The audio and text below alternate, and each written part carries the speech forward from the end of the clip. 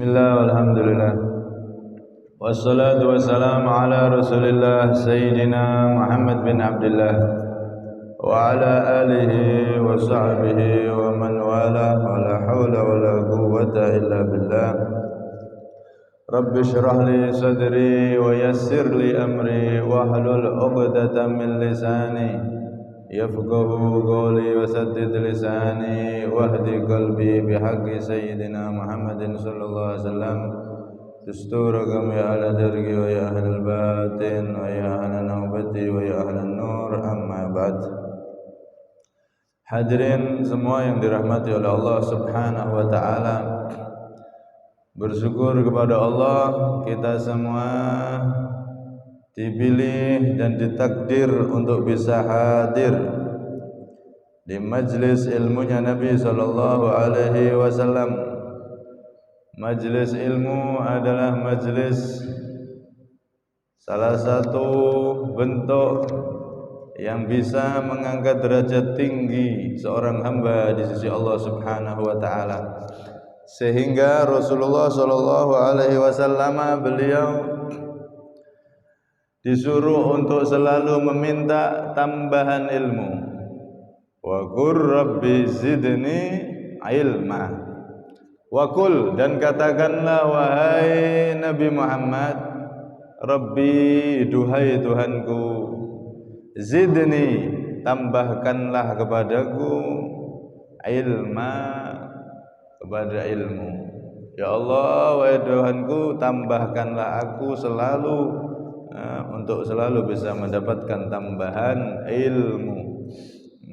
Allah pesannya, Nabi disuruh oleh Allah untuk meminta tambahan ilmu. Kata ulama di sini menunjukkan asyraful khisal, sesuatu yang paling mulia yang bisa menghantarkan orang itu menjadi mulia di sisi Allah. Pertama adalah ilmu. Sebab kalau tanpa ilmu, ibadah dan yang lainnya bisa salah dan tidak bernilai di sisi Allah Subhanahu wa ta'ala. Karena itu Nabi yang sudah paling alim saja, beliau disuruh oleh Allah untuk selalu meminta tambahan ilmu. Apalagi kita yang ilmunya kalau dibanding Nabi Muhammad ya tidak ada apa-apanya.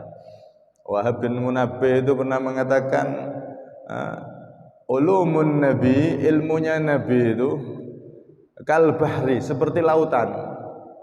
Wa ulumu tsaqalain, dan ilmu dari semua manusia dari Nabi Adam hingga hari kiamat itu kakutrotin, seperti satu tetes mintil kalmin dan mindalikal bahr, dari lautan tersebut. Jadi saking alimnya Nabi Muhammad itu, ilmu beliau bagaikan lautan yang begitu luas seperti itu, dan ilmu semua makhluk dari Nabi Adam sampai hari kiamat itu kayak tetesan dari laut itu, satu tetes dari laut tersebut. Alimnya luar biasa Rasulullah itu, karena memang dia adalah makhluk yang paling dicintai oleh Allah. Makhluk yang paling dicintai oleh Allah, otomatis ilmunya paling banyak, paling alim. Itu saja masih minta tambahan ilmu. Karena itu alhamdulillah kita bisa berkumpul untuk bersama-sama mempelajari tetesan ilmu dari Nabi sallallahu alaihi wasallam. Hadirin yang dirahmati oleh Allah Subhanahu wa taala, kita sampai pada hadis yang al-khamis asyar, al-hadithul khamis asyar, hadis yang ke-15. An Abi Hurairah, dari sahabat Abu Hurairah radhiyallahu taala anhu, anna Rasulullah sallallahu alaihi wasallam, Muhammad, sesungguhnya Rasulullah sallallahu alaihi wasallam qala, beliau bersabda, man kana yu'minu billahi wal yawmil akhir falyakul khairan aw liyasmut. Man kana, man barang siapa, kana yu'minu billah, yang dia itu beriman kepada Allah, wal yawmil akhir, dan hari akhir. Barang siapa yang beriman kepada Allah dan hari akhir, yakni hari kiamat, falyakul khairan, falyakul, maka hendaknya dia mengucapkan khairan, kepada kebaikan, perkataan yang baik, auliyasmut, atau hendaknya dia diam. Ya. Dalam hadis ini bagian pertama ini Rasulullah membuka hadisnya dengan man kana yu'minu billah. Barang siapa yang beriman kepada Allah dan hari akhir, maka dia akan mengucapkan kalimat baik. Kalau tidak bisa, maka dia pasti diam. Ini tanda-tanda orang yang beriman kepada Allah dan hari akhir. Loh, kalau ada orang yang omongannya sembarangan, omongannya menyakitkan, apakah berarti dia bukan orang yang beriman? Mafhum mukhalafahnya kan begitu. Maka para ulama mengatakan man kana yu'minu billah, barang siapa yang beriman kepada Allah, maksudnya di sini beriman sempurna. Bukan berarti kalau ada orang omongannya jelek, oh berarti enggak beriman itu sama Allah sama hari akhir. Enggak. Itu imannya berarti belum sempurna.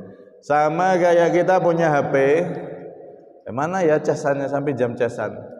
Baterai saya habis. Padahal dilihat mana HP-nya? Oh masih ada 5%. Tapi sudah disebut habis. Padahal masih ada 5%. Begitu juga Rasulullah. Wong nek iman beriman sama Allah, beriman sama hari akhir, pasti omongannya baik. Kalau tidak pasti diam. Di sisi lain ternyata ada sebagian dari kaum orang-orang yang beriman, kita umat Islam itu kadang omongannya jelek. Apakah berarti dia bukan orang yang beriman? Tidak. Maksudnya adalah imannya berarti belum sempurna.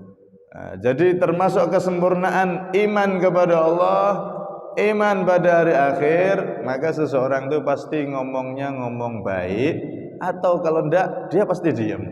Enggak mau ngomong omongan yang tidak ada manfaatnya.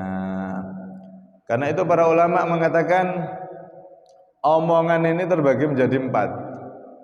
Ada yang doror mahat, jadi omongan yang jelas bahaya. Omongan yang jelas bahaya seperti apa? Mencaci, menghina, itu jelas bahaya. Bahaya karena orang bisa sakit hati dan dia juga bisa kena dosa, jelas. Yang kedua, ada omongan itu jelas manfaat, seperti nasihat sama anaknya, bimbing sama muridnya, memberi motivasi kebaikan dan seterusnya. Ini jelas manfaat. Kemudian yang ketiga, ada yang omongan itu 50-50, bahaya tapi juga ada manfaatnya. Contoh seperti kalau kita mengingatkan pemerintah yang dolim misalkan, ini saya ingatkan manfaat, siapa tahu dia sadar. Tapi kalau di sisi lain dia tidak sadar, bisa jadi saya yang bahaya. Manfaat ada, bahaya juga ada, 50-50. Nah, makanya sampai disebutkan dalam hadis, afdolul jihad kalimatu haqqin inda sultanin jair. Termasuk jihad, perjuangan yang paling utama salah satunya adalah apa? Mengucapkan kalimat kebenaran di dekat penguasa kepada penguasa yang zalim.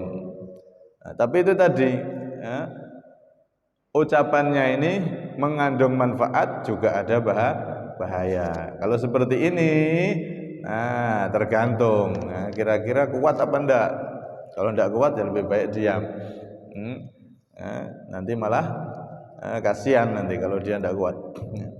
Kemudian yang keempat, ada omongan itu bahaya dan tidak ada manfaatnya. Bahaya dan tidak ada manfaatnya. Maka seperti ini jelas harus dihindari. Kadang-kadang kita itu ngomong sesuatu yang tidak manfaat, yang berbahaya, tapi kita kadang tidak sadar, Pak. Contoh ya, yang gampang. Ada temennya beli mobil. Mobilmu berapa ini? Oh 100 sekian. Waduh, mobil ini kok. Mobil kayak gini kok beli 100 sekian. Ya kelarangan, kemahalan ini. Lu iya tak? Iya kemahalan ini. Akhirnya ya Allah pulang pusing, Pak. Aduh keliru saya ini. Mobilnya kemahalan ternyata. Saya dibohongi ini berarti. Jadinya susah. Coba kamu beli mobil berapa? Oh, mobil ini. Ya sudah harganya lah memang. Ya sampai rawat aja yang bagus, ini penting mobil bagus, disenengkan gitu loh. Kadang kita omongan itu nggak sengaja malah orang yang dengar itu jadi kepikiran, bahkan bisa sakit hati. Ada orang sakit dijenguk, waduh sampean sakit apa? Saya sakit ini. Waduh, saya dulu itu punya temen sakit kayak sampean ini. Nggak lama besoknya langsung meninggal. Jenguk orang sakit tapi malah nakut-nakuti. Waduh, sakitnya sampai nih kayak si ibu itu yang dulu itu kayak gini persis ini. Wah, saya umurnya tidak panjang, cuma seminggu tok langsung meninggal dia. Wah, ini mending orang seperti ini lebih baik tidak usah jenguk orang sakit aja. Ini malah yang sakit malah tambah sakit nanti. Kenapa? Omongan yang kadang dianggap orang yang ngomong itu nganggap tidak apa-apa. Kadang nggak apa itu, nggak kepikiran kalau itu nyakiti hatinya temannya, saudaranya. Naudzubillah min dzalik. Karena itu di sini Rasulullah mengaitkan omongan yang baik kepada kesempurnaan iman. Kita raba diri kita aja, Pak. Nah, jangan lihat orang lain. Nah, yang seperti ini untuk meraba diri kita. Yang keluar dari mulut saya ini banyak omongan yang manfaat, apa malah omongan yang tidak ada manfaatnya, atau bahkan dosa ya. Teliti itu. Nah, maka kalau dari mulut kita ini yang keluar adalah kalimat-kalimat yang baik, kalimat-kalimat yang menyenangkan orang, tidak menyakiti, berarti tanda iman kita semakin sempurna di sisi Allah Subhanahu wa ta'ala. Karena itu dalam hadis Nabi sallallahu alaihi wasallam beliau menasihatkan, ala unabbiukum bi amrayni khafifaini lam yalqallahu bimithlihima lam yulqallahu bimithlihima as-sumtu wa husnul khuluq. Tidakkah aku ceritakan kepada kalian dua perkara yang ringan, yang mana Allah Subhanahu wa ta'ala itu tidak dijumpai dengan yang lebih dari keduanya, yaitu apa? Sumtu, diam, wa husnul khuluq, dan baiknya budi pekerti. Artinya dua hal ini adalah dua hal yang paling istimewa, yang jika dibawa oleh seorang hamba menghadap Allah kelak ini sangat luar biasa. Nah, dua perkara yang ringan yang sangat luar biasa, yaitu apa? Banyak diam dan berbuat baik. Sampai-sampai Luqman Al-Hakim, ini yang ceritanya dia punya murid 1000 nabi, dan beliau juga pernah berguru kepada 1000 nabi, sehingga namanya diabadikan menjadi salah satu nama surat Luqman. Luqman Al-Hakim, beliau pernah menasihati pada anaknya, lau kanal kalam min fiddah kana sukutu min dahab. Andaikan omongan itu terbuat dari perak, maka diam itu adalah emas. Andaikan omongan itu perak, maka diam adalah emas. Artinya apa? Orang itu kalau banyak diam, tidak banyak komentar, itu banyak selamatnya dan nilainya lebih tinggi, gitu loh. Kecuali kalau memang kita ngomong untuk membenarkan, untuk menyampaikan kebenaran, maka itu bagus. Tapi ala kulli hal, diam itu memang minimal orang diam itu selamat. Kalau banyak omong itu biasanya nanti dia akan menjadi menyesal karena omongannya tergelincir atau salah. Karena itu Dunun Al-Masri, beliau juga mengatakan, ahsanun nasi li nafsihi amlakum li lisanihi. Paling baiknya manusia untuk dirinya sendiri adalah paling bisa menjaga lisannya. Jadi orang yang paling baik, paling bagus, yang paling perhatian terhadap diri sendiri dengan cara apa paling bagus? dengan cara jaga lisan. Jangan mudah berkata-kata yang tidak bermanfaat, apalagi perkataan-perkataan yang jorok, yang kotor.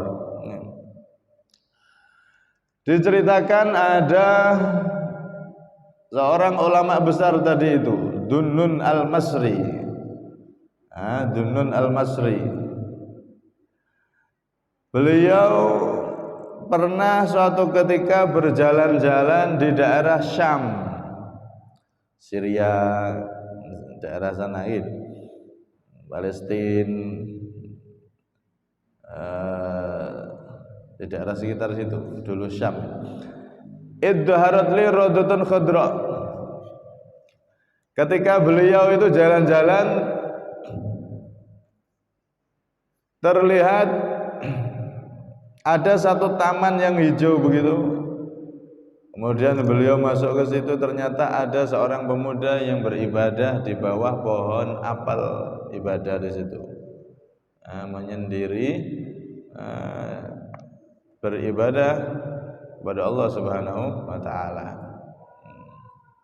Akhirnya Dunnun al-Masri ini mendekat, mengucapkan salam, assalamualaikum, sampai 2 kali. Akhirnya pemuda itu selesai sholat, baru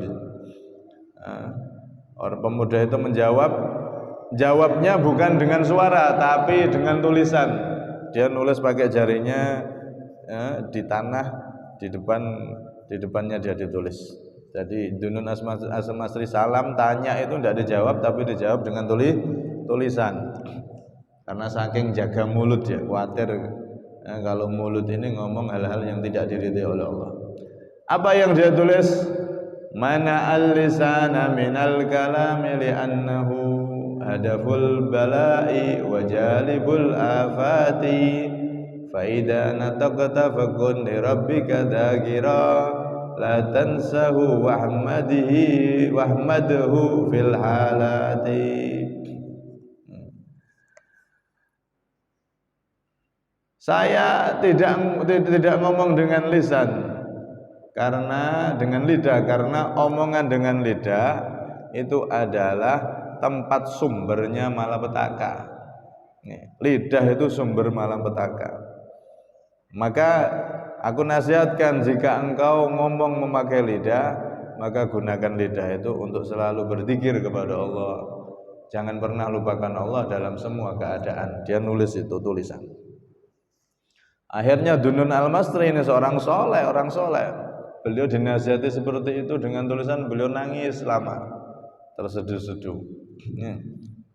Karena begitu nasihat tadi mengena beliau, lisan ini memang bahayanya begitu luar biasa. Kemudian beliau menjawab dengan tulisan juga. Beliau nulis, wa ma min katibin illa sayabla wa yufnid dahru ma kadabat yadahu fala taktub bikaffika ghaira syai'in yazurruka fil qiyamati andarahu. Beliau jawab, tidaklah orang yang menulis dan juga tulisannya kecuali akan sirna, alias semua orang di muka bumi ini yang berbicara ataupun yang menulis semuanya pasti akan mati. Tulisannya juga akan sirna. Maka janganlah engkau menulis dengan kedua tanganmu kecuali sesuatu yang bisa membahagiakanmu di hari kiamat kelak ketika engkau melihatnya. Gantian nasihat, saling menasihati, wa tawassaw bil haqqi wa tawassaw bis sabr. Jadi seakan-akan engkau menulis juga, kita menulis itu juga harus hati-hati. Jangan sampai nulis satu huruf pun yang ternyata menjadi tangisan kita kelak di akhirat. Jangan pernah nulis satu huruf pun kecuali huruf dan tulisan itu kelak akan membahagiakan kita di hari kiamat. Allah ridho dengan tulisan tersebut. Nasihat ini mengena juga pada pemuda itu, sehingga pemuda itu pun menjerit. Kemudian seketika itu pun dia langsung meninggal. Saking takutnya sama Allah, kan dengar nasihat langsung meninggal. Kata ulama, kalau ada orang itu didengarkan nasihat, didengarkan ayat Quran, didengarkan hadis Nabi, saking takutnya sama Allah atau saking rindunya sama Allah atau saking rindunya sama Rasulullah, dengar nasihat langsung mati, pingsan mati. Maka orang seperti ini tuh dapat syahadatul kubra, mati syahid tertinggi itu seperti itu. Orang yang ketika mendengar nasihat masuk ke hatinya sampai dia meninggal seketika karena saking takutnya sama Allah Subhanahu wa taala. Ini adalah syahadatul kubra, orang yang mati syahid dengan titel yang tertinggi, lebih tinggi daripada orang yang angkat senjata di medan perang kemudian dia terbunuh mati di medan perang syahid. Syahid itu kan macam-macam, tapi yang tertinggi adalah salah satunya ini, orang yang kalau dengar nasihat langsung masuk ke hatinya sampai meninggal. Ya Allah, tapi jangan, kalau pas saya yang nasihat jangan Pak, repot nanti malah. Ini orang-orang dulu tuh begitu. Orang-orang dulu tuh kadang ulama-ulama dulu tuh belum ngajar, masih lihat wajahnya aja, mereka sudah banyak yang nangis. Karena itu sampai Rasulullah mengatakan dalam salah satu riwayat itu, manusia-manusia terbaik dari umatku adalah idaru'u dzukirallah, adalah mereka yang kalau dilihat wajahnya itu, kita lihat wajahnya aja ingat sama Allah. Beda kalau saya, sampai lihat saya malah ingat utang, tambah sumpek. Kalau orang-orang soleh, ulama-ulama itu saking banyaknya ibadah dan betul-betul mereka hatinya tulus, bersih, terpancar di wajahnya cahaya ibadah kepada Allah Subhanahu wa taala. Lihat wajahnya tok jadi tenang. Yang semula sumpek datang ke majelisnya, lihat wajahnya bercahaya, akhirnya senang, bahkan kadang nangis lihat wajahnya, ingat langsung kepada Allah Subhanahu wa taala. Ini orang-orang yang mereka Masya Allah. Karena itu di sini kita diajarkan oleh Nabi SAW agar betul-betul bisa menjaga lisan kita. Yang termasuk lisan di zaman akhir adalah ini tadi, telapak tangan ini, jari jemari ini termasuk ahadul lisanen. Jari jemari ini di zaman akhir termasuk salah satu dua lisan. Manusia ini di zaman akhir punya dua lidah. Satu lidah yang asli, nomor dua lidah yang ada di jari, alias jarinya ini jadi lidahnya. Kadang orang yang bermedsos, dia komentar seenaknya, bully, jadi netizen yang nggak bertanggung jawab itu. Gara-gara komentarnya sampai yang dikomentarin itu stroke pikiran, akhirnya sampai betul-betul menyakitkan hatinya. Dan itu sering terjadi kayak gitu. Karena itu hati-hati dengan jari jemari kita juga di zaman sekarang ini, terutama yang ahli medsos. Jangan sampai kita menulis, ternyata tulisan itu kelak akan menjadi tanggung jawab besar di sisi Allah Subhanahu wa taala. Tulislah huruf, satu huruf, dua huruf, satu kata, dua kata yang sekira itu menjadikan ridho Allah, sekira itu bisa menjadikan senyum kita kelak di hari kiamat.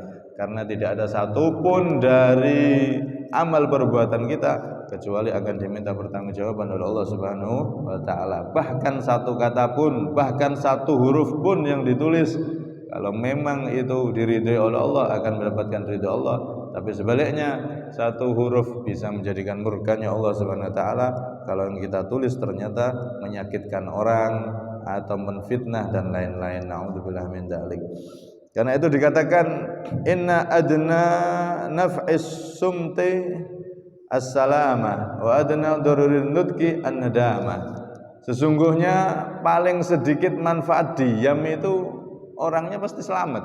Orang itu kalau diam pasti selamat. Paling sedikitnya manfaat diam ya dapat selamat. Kemudian paling sedikitnya bahaya ucapan penyesalan.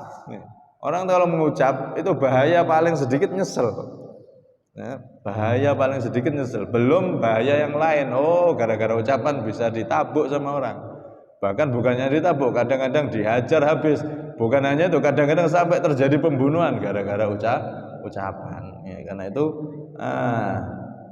Luqman Al-Hakim juga menasihatkan pada anaknya, ya bunayya, wahai anak sayangku, wahai anakku sayang, idaftakharan nas, ketika manusia itu berbangga alaika atasmu bihusni kalamihim, dengan omongan mereka yang indah, faftakhir anta bihusni sumtik, maka berbanggalah kamu dengan bagusnya diammu. Kalau orang itu seneng ngomong, walaupun bagus omongannya, mereka bangga dengan omongan bagus, maka banggalah kamu dengan diam yang lebih diam itu lebih bagus. Banggalah dengan cara diam. Di dalam hadis juga Rasulullah SAW mengatakan man somata naja. Barang siapa yang diam, dia pasti selamat. Karena itu, ini adalah nasihat yang luar biasa dari beliau. Intinya, jangan kita mengeluarkan kata-kata kecuali dilihat dulu. Allah ridho tidak dengan kata-kata saya ini? Kecuali dilihat dulu. Kalau saya ikut komentar, ini ada manfaatnya tidak? Dilihat dulu. Karena itu tadi, perkataan itu bisa membuahkan ridho Allah, atau sebaliknya, bahkan perkataan satu kalimat itu bisa membuahkan murka Allah. Sampai-sampai Nabi mengatakan, innar rajula la yatakallamu bi kalimatin yulqi biha sab'i ilan nari sab'ina kharifa. Kama qala Nabi SAW, sesungguhnya ada manusia itu nanti di hari kiamat, gara-gara dia mengucapkan satu kata, satu kalimat, akhirnya dia dijebloskan, dilempar ke neraka sab'ina kharifa, 70 tahun dia dilempar ke bawah selama 70 tahun. Begitu dalamnya sampai membutuhkan waktu 70 tahun baru nyampe. Gara-gara apa? Satu kalimat. Karena itu sebagian ulama mengatakan, in syi'ta jama'tu laka ilmal ulama wa hikamal hukama wa tibbal atibba fi thalathi kalimat. Ada orang ngomong ke muridnya, kalau kamu pengen, aku akan kumpulkan ilmu, intisari ilmu ulama, intisari hikmahnya orang yang bijaksana, orang yang ahli hikmah, dan intisari obatnya para dokter dalam 3 kalimat. Maka muridnya, iya guru, saya mau mendengarkannya. Pertama, amma ilmul ulama fa idza su'ilta amma la ta'lam faqul la a'lam. Adapun intisari ilmu para ulama yang benar-benar menjadi pewaris Nabi, ketika engkau ditanya sesuatu yang kamu belum tahu, maka jangan malu untuk mengatakan saya belum tahu, wallahu a'lam. Ini ilmunya ulama, ini intisari ilmunya ulama itu. Jangan ketika ditanya apapun jawab, tidak pernah tidak tahu, selalu jawab, kadang jawabannya ngawur. Nah, ini berarti bukan ulama yang asli. Ulama yang asli itu tidak malu ngomong saya belum tahu, maaf belum tahu, nanti saya cari dulu. Nah, itu ulama yang benar-benar asli. Karena qaulu la a'lamu, mengucapkan saya belum tahu itu termasuk ilmu. Ulama yang ngomong saya enggak tahu itu termasuk ilmu. Itu malah nisful ilm, separuh ilmu itu. Kenapa? Ya karena dia berarti menguasai dirinya, tahu dirinya. Nek semuanya tahu itu hanya Allah. Tapi kalau manusia paham, maka dia pasti itu tadi. Kalau dia tidak tahu, ngomong tidak tahu, maka dia berarti sudah menguasai separuh ilmu. Karena dia tidak sombong, dia juga tidak membanggakan dirinya. Tahu, kalau tidak tahu ya sudah bilang tidak tahu. Ini adalah intisari ilmunya para ulama. Kemudian wa amma hikamul hukama, adapun hikmahnya orang-orang yang bijaksana, orang-orang yang ahli hikmah. Maka fa idza kunta jalisa qaumin fakun askatahum. Jika engkau wahai muridku duduk bersama satu kaum, maka paling banyaklah diam. Jadi ilmunya para intisari ilmu ulama adalah mengucapkan saya tidak tahu kalau memang tidak tahu. Kemudian intisari hikmahnya orang-orang yang cendekiawan, orang-orang yang ahli hikmah adalah apa? Ketika kita kumpul sama orang, lebih baik banyak diam. Jadilah kamu orang yang paling banyak diam. Itu orang yang ahli hikmah. Kemudian fa in asabu kunta min jumlatihim wa in akhtau salimta min khati'atihim. Kemudian intisari daripada tibbul atibba, intisari dari obatnya para dokter adalah faida akalta ta'aman falatakum illa wa nafsuka tashtahi. Intisari obatnya para dokter adalah apa? Kalau kamu makan wahai muridku, ini guru tadi menasihati muridnya, maka berhentilah makan ketika kamu masih pengen makan. Nafsu masih pengen makan, udah berhenti di situ. Maksudnya jangan terlalu kenyang. Perut ini jangan diisi terlalu kenyang, maka itu adalah intisari dari semua obat. Kalau orang itu bisa menahan, bisa makan pola makannya seperti itu, berhenti sebelum kenyang, maka dia akan kebal. Dia seperti orang yang dia akan menjadi orang yang kebal dari berbagai macam penyakit dan diberi kesehatan oleh Allah Subhanahu wa taala. Dan ini memang termasuk sunnahnya Nabi sallallahu alaihi wasallam. Beliau kalau makan tidak pernah sampai kenyang. Beda kalau kita, apalagi puasa Ramadan, makannya balas dendam. Balas dendam, wes. Nah, itu intisarinya. Semoga kita bisa belajar, kita belajar untuk menata omongan kita, mencegah jari-jari kita terutama bermedsos, jangan sampai keluar dari omongan, jangan sampai keluar dari tulisan kecuali kita akan mendapatkan buah ridho Allah Subhanahu wa taala. Kalau memang berbahaya, kalau memang tidak manfaat, jangan pernah kita keluarkan kalimat, jangan pernah kita tulis satu huruf pun. Nah, semoga kita bisa mengamalkan bagian dari hadis ini, kita tertulis menjadi orang-orang yang lisannya lurus, hatinya akan lurus, sehingga kita akan mendapatkan ridha Allah Subhanahu wa taala di dunia sampai akhirat. Amin Allahumma amin. Kurang lebihnya minta maaf. Assalamualaikum warahmatullahi wabarakatuh.